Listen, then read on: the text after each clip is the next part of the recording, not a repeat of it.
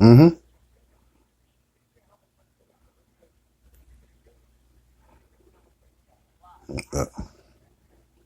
That's a lot of money.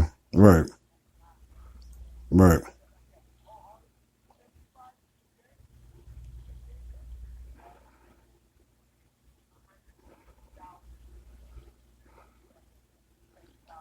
What I'm I'm still trying to figure out in some of these churches, because from what I read, Christ never, dealt with handling of snakes and bottling up holy water and just, mass producing it out to the masses. I mean, and them no, yeah, them infomercials of them people calling in talking about, well, I called in, I made a donation and I bought the little miracle water. And then all of a sudden I had X amount of dollars in my checking account. I had a car the next following week. I had a job the next following week, this, that, and the third. And I'm sitting there like,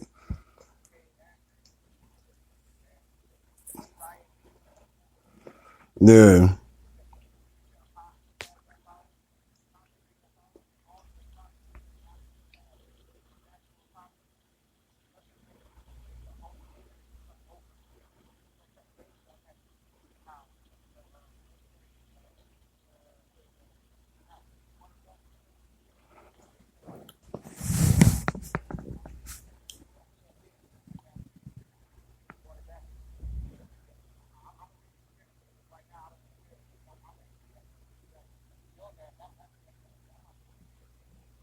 okay,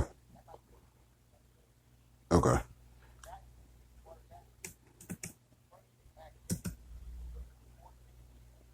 14 and 17.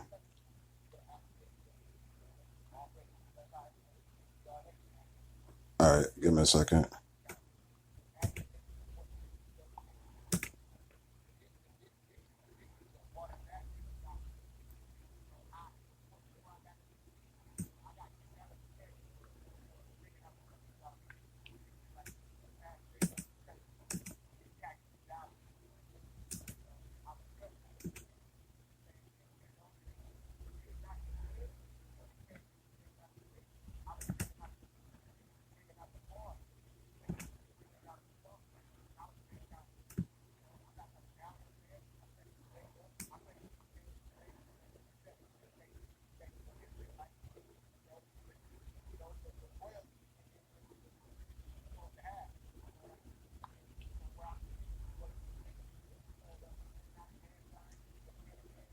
There, there's a lot of us. There's a lot of them like that.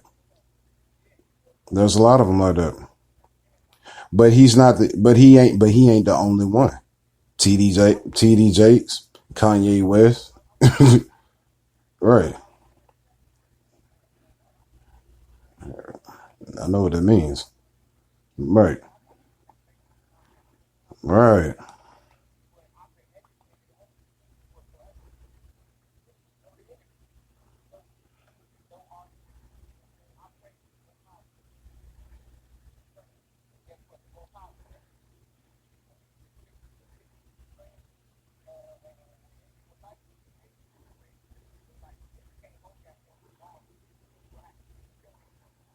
Right.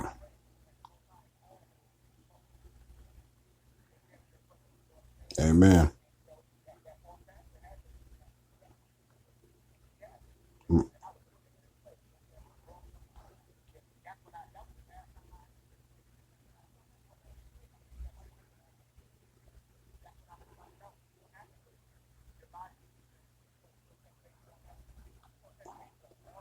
Christ never really taught inside of a building of that proportion. He taught, you know what I'm saying, most of the time he was outside or he went to people's homes and things of that nature and held church then. Because we are the church.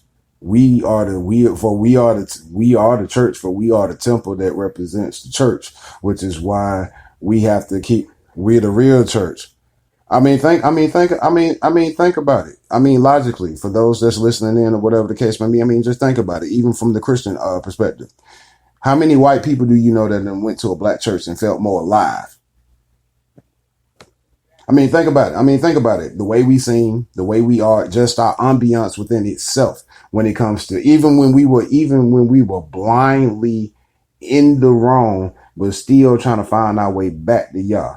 We were still able to be out of every other group. We're still the livest when it comes to this. So if so, right,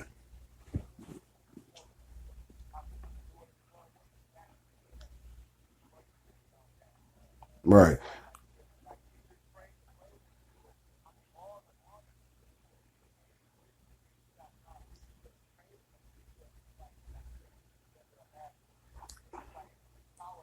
And see, people think we crazy or whatever the case may be because we're calling ourselves Israelites or Hebrew and all this other extraness. I mean, think about it. The actual people that are over there in Israel right now, they call themselves Israeli. They don't call themselves Israel.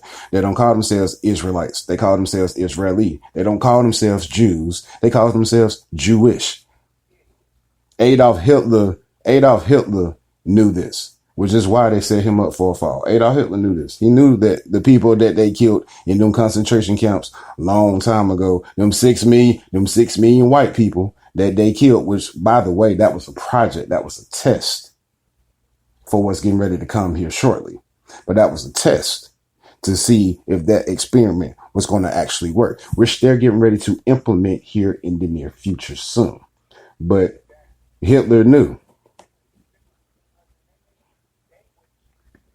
No, no, gone.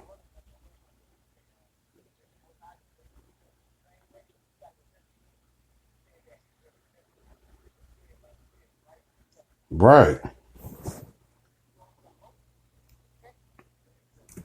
Let me go to Deuteronomy 48 and Deuteronomy 28:68 in regards to that since we're on that now. Let me go to that now. Because most folks,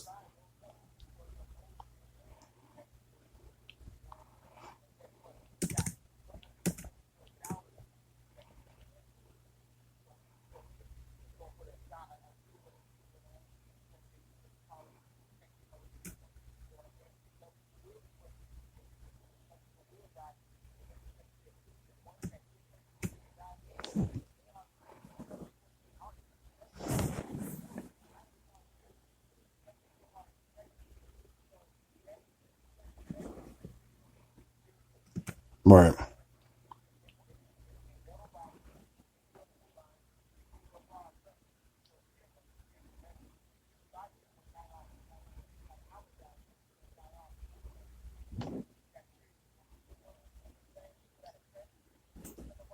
Hmm.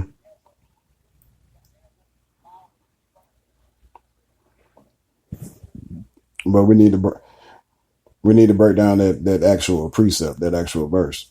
And I want to go ahead and read it. It's in the King James version of the Bible. For those that are following along, for those that actually had the KJV version with the Apocrypha, it's also in there too. It's Deuteronomy 28:68, and it reads, "And the Lord shall bring thee into Egypt again, with ships by the way whereof I spake unto thee. Thou shalt see it no more again, and there shall be sold unto your enemies for bondmen and bondwomen, and no man shall buy you." So let's break that down. I bet y'all sitting there wondering, well, Egypt is in Africa. Yes, it is. The actual body mass and the actual land, the country, the kingdom itself is in Africa. Yes, you are totally right. But again, there is certain things that transpired from Egypt that still are in this country to this day in regards to the Washington Monument and certain other architectural designs that are affiliated with Egypt. Egypt also means bondage. It also means bondage. So let's be smart about this, class. Our people were taken into bondage.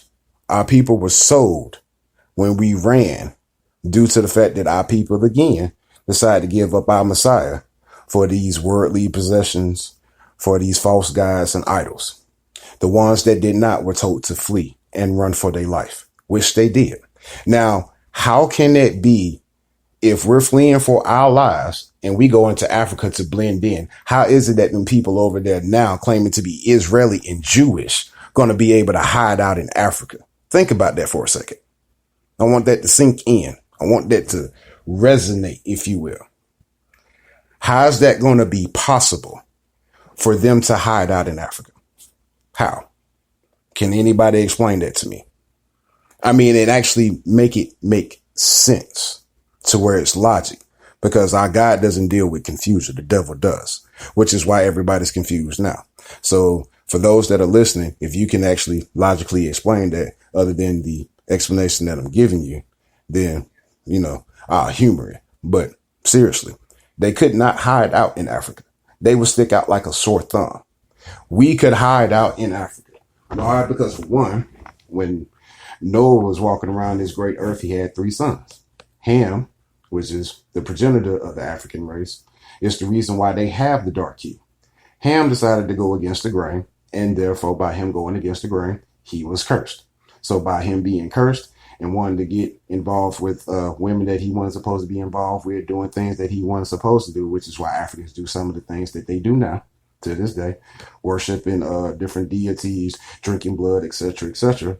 He was deemed, right. So therefore, which they do over there in those particular areas, whether folks want to believe that or not, but still, that's where that comes from. So why would our God send a group of people over to a continent to protect ourselves if we could not hide from them? That doesn't make any sense. See, we were told all our lives that we were African American.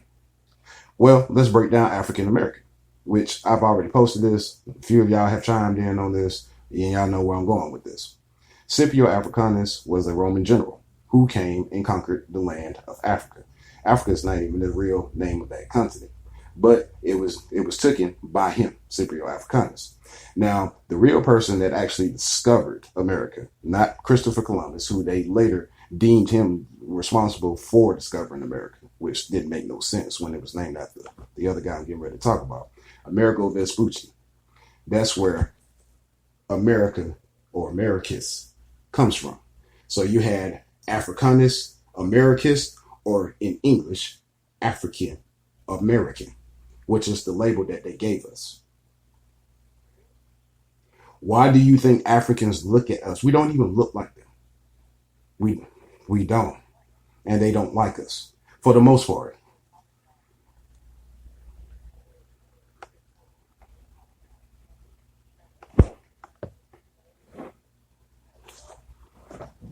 Right.